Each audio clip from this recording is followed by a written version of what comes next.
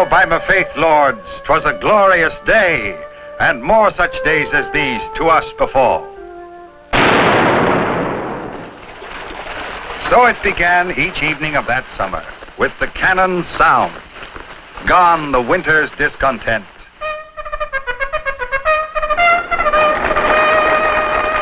In the festive tent at Stratford, all's well.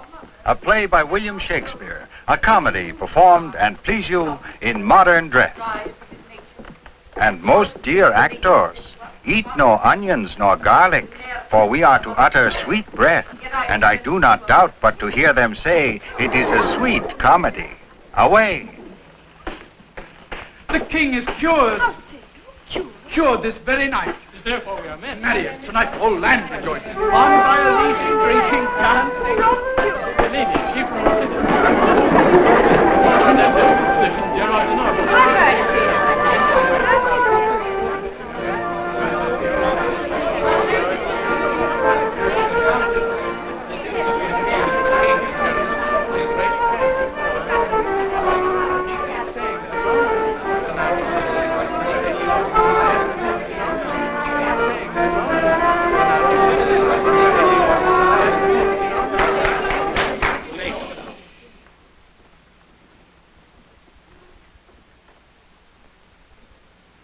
And they say miracles are past. Here comes the king.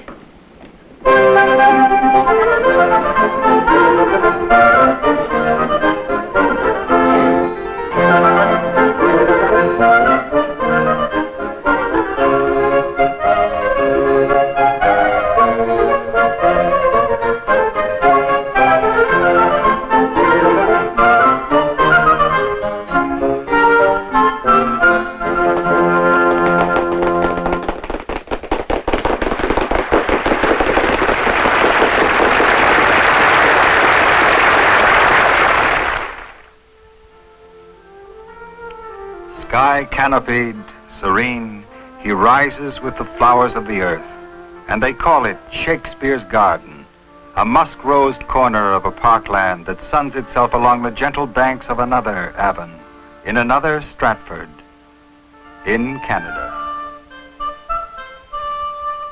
The park was a young man's early dream. Almost alone at the turn of the century, he envisioned it, fought for it. Today, the dream fulfilled, Tom Orr still walks among the flowers of his planting. There's rosemary. That's for remembrance. Pray, love, remember. And to a boy growing up in Stratford, creeping like snail to Hamlet's school, exploring the summers under the willows of the Avon, the very names were the stuff of dreams.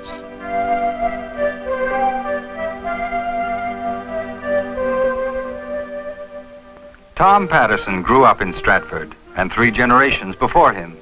And here a dream came to his youth, as wild and mad a dream as the park in Tom Orr's time had been. Idly in the slow afternoon of his teens, he tossed the idea about. And then the war came and he tucked it away.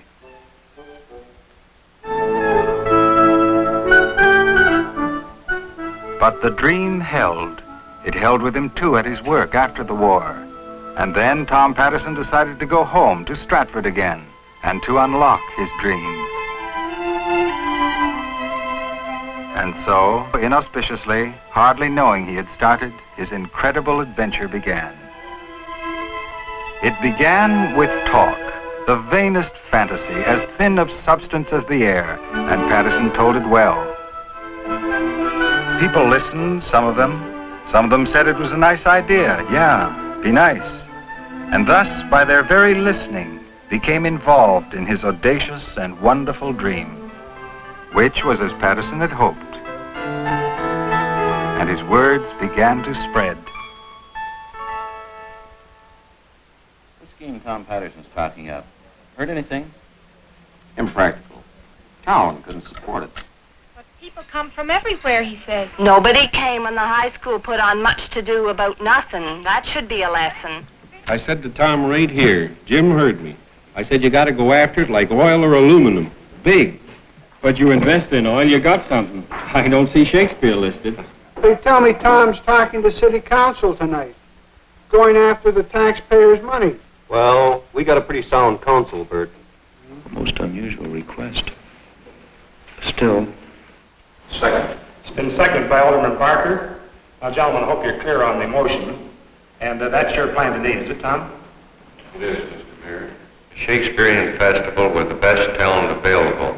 I'd like to ask council's support in investigating the possibilities of it. Thank you. Thank you, Tom. Motion, please. Motion that a grant of $125 be made to Tom Patterson to finance a trip to New York for the purpose of discussing with theatrical authorities the proposed establishment of a Stratford Shakespearean festival. Gentlemen, January 21st, 1952. A two-line mention of the little $125 grant was carried over Canadian press wires. The reaction countrywide was instantaneous, electrifying. An editor fittingly recalled King John. Urge them, he counseled. Urge them while their souls are capable of this ambition. But in the weeks to follow, there would be promptings of another sort. Alas, some would soon be wailing, the task he undertakes is numbering sands and drinking oceans dry. Within the week, Patterson would return with little more than his original faith in the idea, and this he would nurture laboriously alone through the long winter.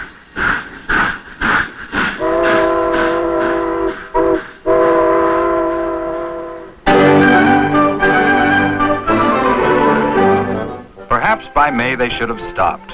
What indeed was Stratford thinking of? An ordinary average city, population 19,000, symbolically named, yes, but no more so than the village of Shakespeare 8 miles down the road.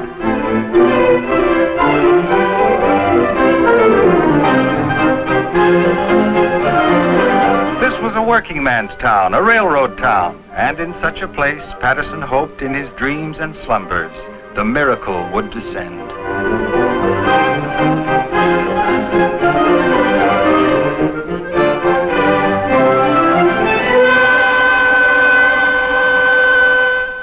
By early summer, with support from the Chamber of Commerce, a volunteer festival committee was formed. Once a week it met, planned, adjourned. And then it made its first brave move. The committee authorized Tom Patterson to contact the famous Shakespearean director of England's Old Vic, invite him to fly to Stratford to advise them on their course. So they gathered on an early summer evening for a special purpose. July 8th, 1952. Dr. Tyrone Guthrie arrived. Archdeacon Light. How do you do, sir? How do you do? How do you do? Count Flash. How do you do? We've met before today, haven't we? How do you do? How do you do? Thank you very much. How do you do? You like it? Very nice. Thank you very much.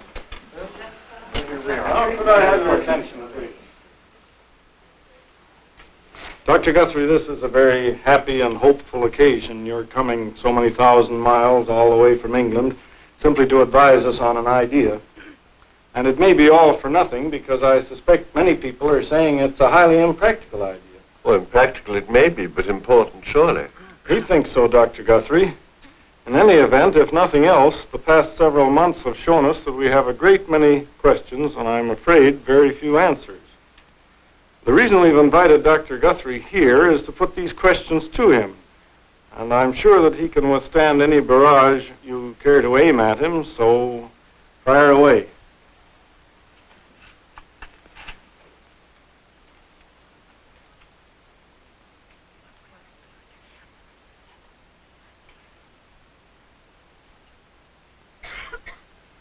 I've an idea that... Well, I'm not as clear as I'd like to be as to what you're aiming at. I have an idea we should agree about that. All right. If you want to make a lot of money and fill the place with tourists and ring merry chimes in the cash registers, I think I can tell you one thing not to do. Don't have a Shakespeare festival. Hire a line of beautiful young things and let them loose on a brightly lit stage. Far less trouble and expense. Can't fail to make a profit if you think up a nice refined title. Such as? Oh, well, something French, such as Voilà les girls or Bottoms Up. All right, then. If you want to do something of significance, something that Canada can be proud of, that isn't just a boxcar full of this or a shipload full of that, well, I think you can do that too. Shakespeare play, for instance, produced at a standard that's equal to the best in the world. Oh, but mind you, standards in the theatre as elsewhere cost money. Well, what do you want to do? We want to do something significant. Good. Let's start at once. That's the question. Where? I'd say a theatre. Actors, I mean professionals, Yes. costumes and all. Certainly. And money. Of course, quite a lot of it, but first a theatre. And if you want to get going next summer, you've got to start planning at once and planning carefully. But first, before anything, you've got to get a star.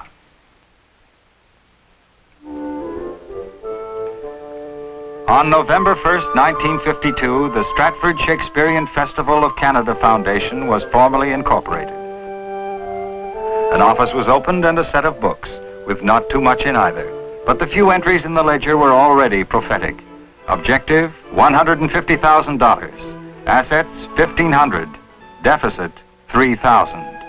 But who on that day could have read the prophecy? Fortune on November 1st was merry, and in that mood they thought would give them anything.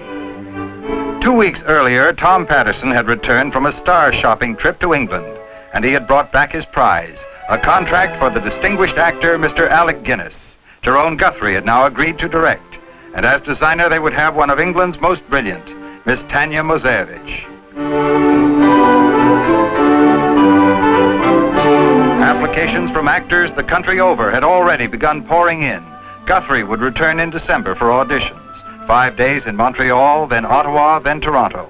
He would interview 317 in all. And then from Mozevich came the symbol and signal for the main advance, the scale model of the stage. All's Well, Richard III. The plays were already beginning to come alive.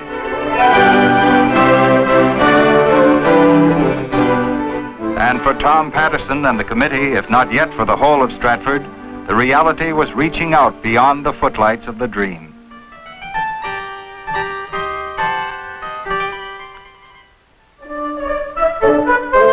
A shoemaker in Toronto became involved. Mr. Cecil Clark, assistant to Guthrie, had arrived to organize production needs. A little milliner's shop was asked, please to prepare 16 velvet courtiers' hats. Work docket at Kincaid's, the metal shops. 1 axe head, 1 orb, 12 crowns, 16 shields. In Kitchener, bell-maker Carl Sturmer donated a 2-ton bell to announce the coronation of Richard III, which pleased Clark very much.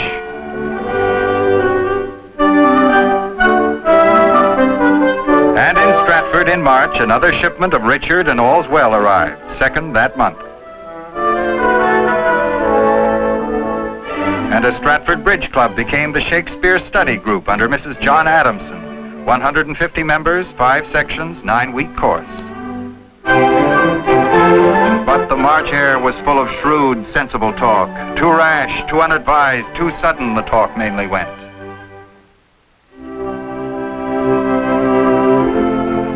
Then on April 15th, 1953, in a simple ceremony beside the Avon where the tent would stand, Dr. Harry Showalter, president of the foundation, turned a first shovelful of earth. The rain held off, but as they recall it, the air was raw, chilly.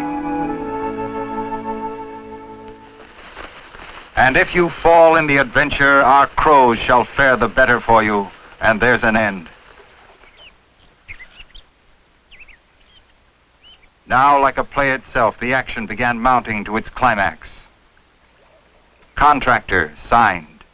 Electrical equipment, signed. Chairs, signed. Carpeting, signed. Costumes, props, signed. And they signed themselves into the crisis of May 1st, 1953. The amount collected to date is $48,250. Our commitments, $66,400. Our overall objective, $150,000. It's clear from this we can't even meet our present commitments. The situation's desperate. What about the tent? If we're going to be ready for opening night, we need $15,000 this week. There's a motion before the board to consider postponement of the festival for 1 year. Now the shrewd, the sensible ones began their crowish work. No care, no stop, they cried, so senseless of expense that they will neither know how to maintain it nor cease their flow of riot. Solicitously they asked, will you take eggs for money? The fashion of the world, they smirked, is to avoid cost, and you encounter it. And another shouted after Patterson, good counsel, Mary, learn it, learn it. Gaffney, the contractor, whether he were paid or not, said he would keep on working. May 6th. Elliot Guinness sails tomorrow. We have to decide now. Do we have a festival this year or not? Well, I'd like to say at this point that to get as far as we have now, it's taken a lot of courage and faith. This is no time to give up. We still have prospects for money, and I'm sure with a concerted effort that we can reach your objective. I'm positive of it. Well, I move that the following cable be sent to Guinness. Situation hazardous, but determined to go through. Please sail as planned. They worked on the theater day and night, feverishly, amid foreboding thoughts. Were they raising the monument to a deserted dream? Were these the specifications now for a hollow, abandoned hope? May 8th. There is no improvement in the financial situation. None. We're still lining up prospects, but we need a few more days. I propose that we do not vote upon this motion for postponement until several important contacts have been followed up over the weekend. Let's make it the last chance. May 9th. Stratford calling Ottawa. No, there's no more time. Yes? Stratford calling Montreal. Thank you for your good wishes. May 11th. London to Stratford. Guthrie calling. If you can't continue, we will drop our contracts. Don't worry.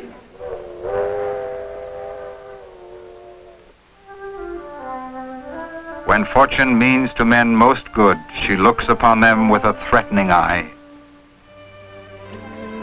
Monday, May 12th.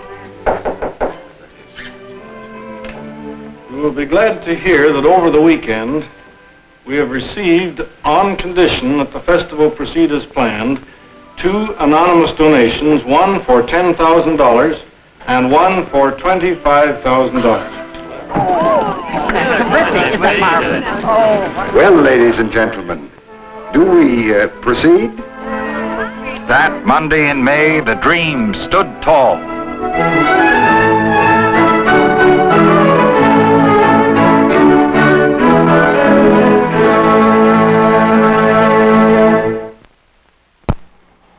By the end of May, the actors had arrived, rehearsals had begun, and the weather had turned very hot. And Stratford devised a special way of welcoming the First Lady of the company. We ascribe to heaven. The fated sky gives us free scope, only doth backward pull our slow designs when we ourselves are dull. What power is it which months manner? Hello? Hello, Miss Irene Worth? Yes? I brought you this bicycle. Well, thank you very much. It's a good bike. It might be just a bit stiff. It's brand new. Like I don't even know if it's even been oiled yet. It's absolutely marvelous. You sure it's for me? Oh, it's for you. It's from the Shakespearean Festival Committee. How kind. Thank you so much. It's absolutely marvelous. Why don't you give it a try? Well, I will. Isn't it a wonderful color? It's simply wonderful.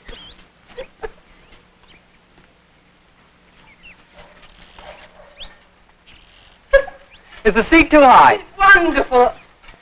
Mabel, look at my bicycle. Oh, isn't it lovely? The arrival of the actors had set the city astir, and they were welcome all. Most of them were Canadians, 64 out of the full company of 68, and that was as Guthrie had wanted it. Of the remaining 4, and they were from England, there was Miss Worth, Mr. Douglas Campbell, Mr. Michael Bates, and one other, whom no one seemed ever able to recognize.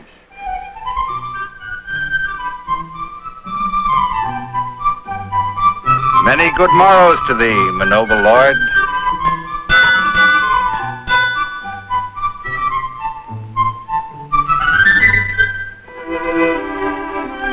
time now was all rehearsal, and under Guthrie's exhilarating magic, the long hours became memorable. In Skip Manley's tent, sealed off, the plays took shape. Thank you. Hold it a moment, would you please? Can I have a pencil? Thank you. Notes.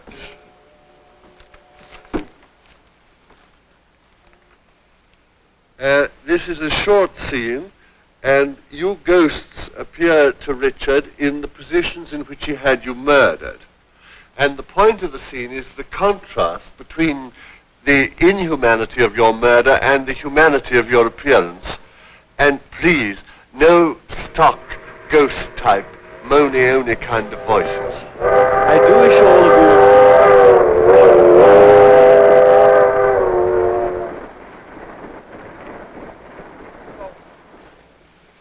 I do wish that all of you would please get away from the idea that acting is a kind of terrible drill with the director of Sergeant Major. It simply isn't so.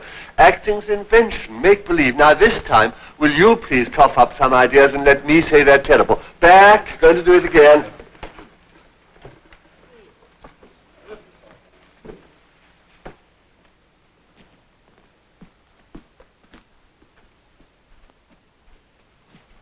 What's the good of my trying to be considerate and give you a morning in bed? You're half an hour early. I like to know what's going on. Hello. Morning.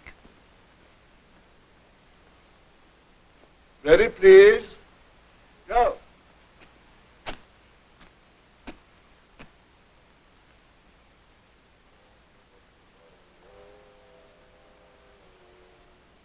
Let me sit heavy in thy soul tomorrow.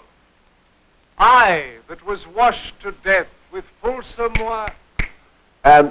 Lloyd, sorry. If you three would mind coming up as one, as a single group. It's too fiddly and floppy that way. Keep close.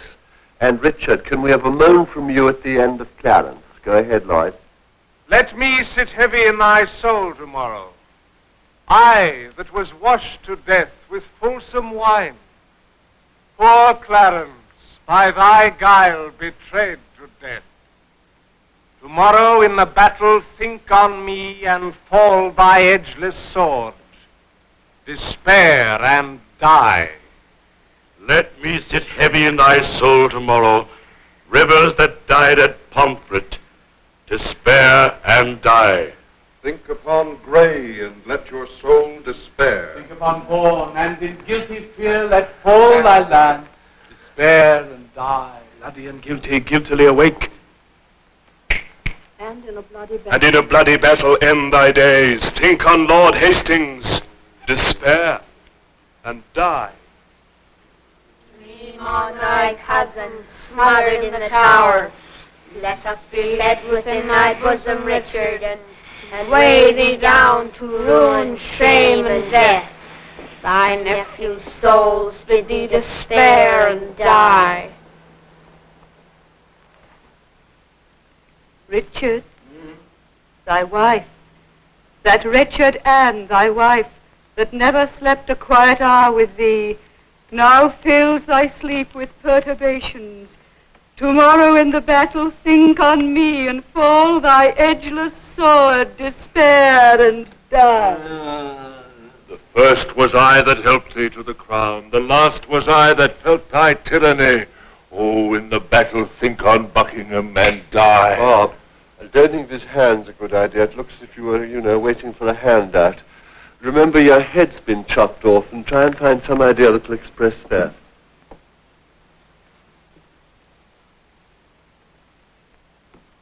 Up. Don't think so. It's too much. Don't you agree? I think it might be a laugh. Should do far less. Let the audience do the work. Let them do the imagining, and you just indicate. Do relax. Don't be uncomfortable. We'll be going back. Princess, when you come up the stairs, you two, could you seem to be dead? I'd be limper.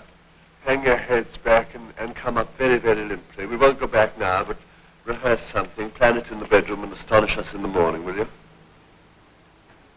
Now, for the first time, that had the beginnings of a shape, but it hasn't enough intention yet. You're doing things but not feeling them. Now we're going to do this again, and this time, can you try and find the shape of the scene? It's a climax, a build-up. You're the first speaker, aren't you? Di-da-di-da-di-da, despair and die. Then the next one, di-da-di-da-di-da, despair and die. More the next, despair and die. Then all pouring in on him from all sides, despair and die, despair and die, despair and die. Back again.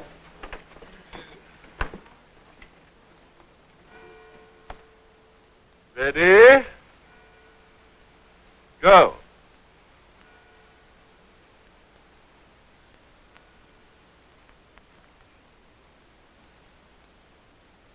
Let me sit heavy in thy soul tomorrow.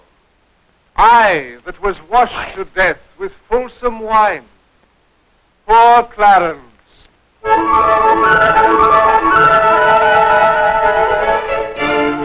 Publicity.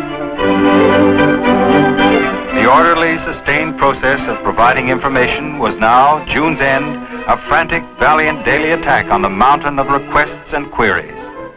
In the tent, rehearsals continued.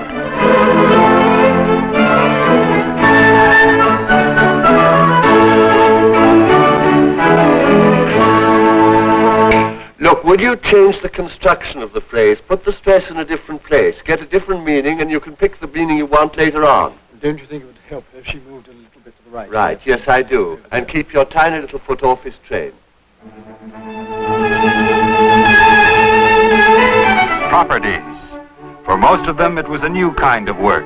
Inventiveness applied to bits of scrap and felt and foil. Under Miss Jacqueline Cundall of the Old Vic, they were learning. But it was July now, 2 weeks to go.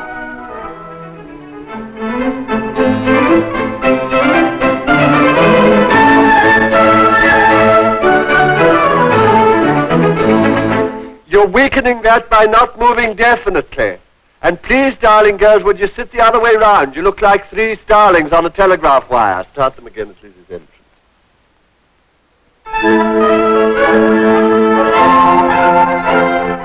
Costumes. The designs were Tanya Mozeyevich's. Their execution, the responsibility of Mr. Ray Diffin, one of Britain's most creative theatrical cutters. The question again was time. Full dress rehearsal, July 8th. The 8th was Wednesday.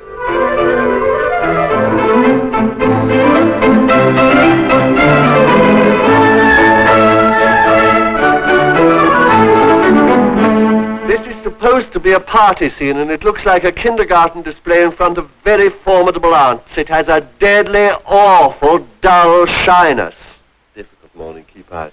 Now, kill yourselves to be gay. Back, please.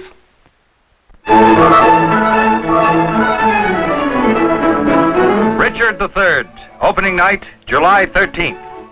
All's Well That Ends Well, opening night, July 14th. Every seat for each performance for the full 6 weeks would be sold. 67,000 would eventually see the plays.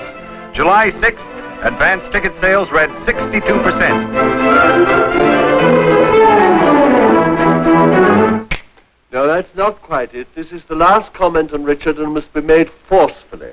Technically, the way to do that is to move very slowly. Sorry, Louis. Oh, it's just a thought about the coronation scene. Wouldn't it be an idea to bring the chorus in about here? Yes, I think it would, instead of at the 4th bar. The last rehearsals were on Saturday, July 11th. When a man in the upon the innocent all these ropes today for the actors. Welcome. Going to read? Welcome. Yes? We've got a minute. Certainly. It's about that line. The one you suggested I change the reading on. Yes? Well, I followed your advice this morning, and it was worse, I thought. I'm sorry, Chip. I've run out again. Sure. No, I fell flat every run-through. Thank you. Guthrie didn't say anything, but I know it did. Maybe it's this breath control he's always talking about. Probably, or partly. But also you're trying something new, and cottoning on to something new, you become, well, any actor becomes so obsessed with the technical problem that you lose the spirit of the line. Give it a week and it'll sort itself out. It's paradoxical, really. To do anything decently in the theatre, to do it really well, you've almost got to forget how to do it. That takes time. We open on Monday. Yes, probably. But it's good to know what we're up against. What's that line of yours to Hastings? It's a vile thing, something. It is a vile thing to die, my gracious lord, when men are unprepared and look not for it. And look not for it. Same problem, really. But is it? I mean, I've been changing it because of the emphasis. Well, why not try taking it straight through? It drops at the end and you can't be heard because you've only got a cupful of air in your lungs. Can you do 6 lines of Shakespeare on one breath? It's a big order. That's a big author. And big authors make big demands. I'm not suggesting that breath control is all there is to being an actor, but in terms of technique, that awful word, it's fairly basic. As actors, we haven't the right to throw away an author's intentions just because we haven't got enough breath in our lungs. Ready, Alec? Ready. I was just about to consult my lecture notes. Coming to eat? Yes, I am. Pardon me while I climb into a heavy disguise.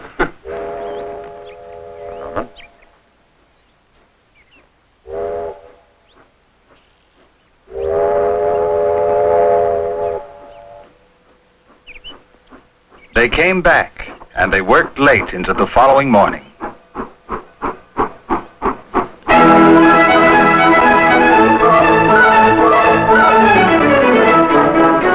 And now, the welcome up and the bunting out and the signs all freshly painted, Stratford was ready. People, in spite of the high school's apparent failure in Much Ado, were indeed coming from everywhere. They came from Europe, the United States, from all of Canada. Hotels overflowed. Residents by the hundreds opened their homes. Now in Stratford, everyone was involved, and this impractical idea Tom Patterson had once talked up was now our festival.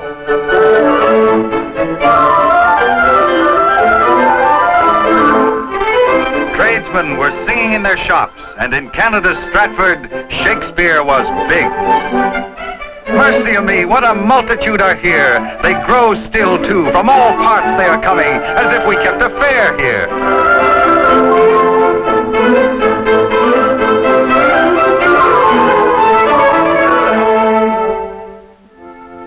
And on Sunday, July 12th, they dedicated the theater. Company which has been drawn together for this festival, for those who direct and all who take part, for their unity of purpose, for their willing cooperation, and for their sincere desire to give their best in the tasks to which they have been called.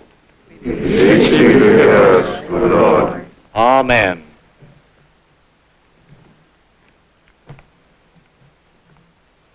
In the faith of Jesus Christ, we dedicate this theater to the glory of God and for the deepening and enrichment of the lives of His people.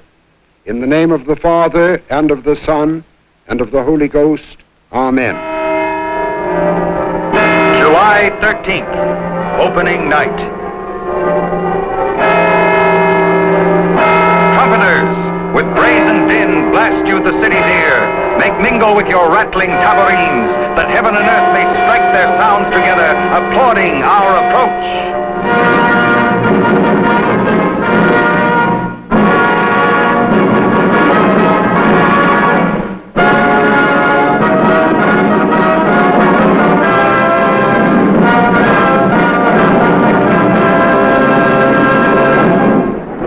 Lords and ladies, it is now our time to cry, good joy, my lords and ladies.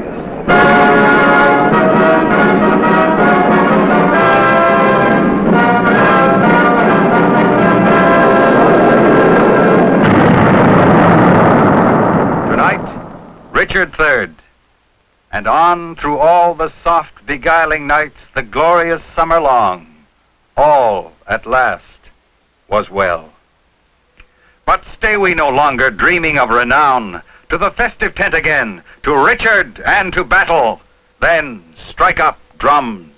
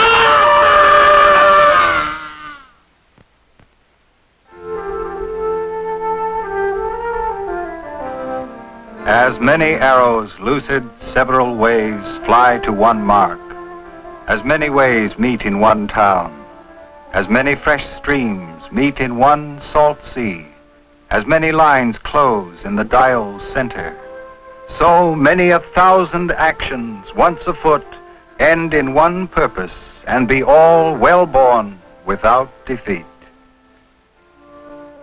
Each summer now the festival will play and revels sound by night upon the Avon. Each summer now in Stratford.